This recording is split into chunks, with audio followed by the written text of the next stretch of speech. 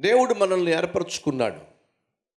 తన పక్షమున ఈ భూమి మీద మనం జీవిస్తామని, తన ప్రేమను గుర్చినటువంటి వార్తను లోకానికి చాటి చెబుతామని, తన కోసమే మనం జీవిస్తామని, ఆయన నామాన్ని ప్రసిద్ధి చేస్తామని దేవుడు ఆశించి మనల్ని రక్షించుకున్నాడు.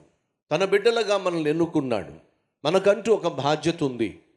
ఆ బాధ్యతను మరిచి మనం మన ఇష్టం వచ్చినట్టుగా జీవించినట్లయితే ఖచ్చితంగా మనం చేతులారా కష్టాన్ని కొని తెచ్చుకుంటాం. ఇశ్రాయేలీలు దేవుని ప్రజలు, మనం కూడా దేవుని బిడ్డలం.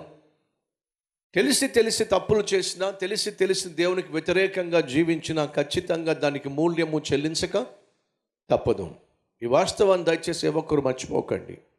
ఇర్మియా చెప్పినట్టుగానే నెబుకద్నెజరు వచ్చేశాడు, వీళ్ళ మీద దాడి చేశాడు, యెరూషలేము పట్టణాన్ని కాల్చివేశాడు, యెరూషలేములో ఉన్న దేవుని మందిరాన్ని కూడా కాల్చివేశాడు, అందులో ఉన్నటువంటి బంగారపు ఆభరణములన్నిటినీ కూడా తీసుకెళ్ళిపోయాడు.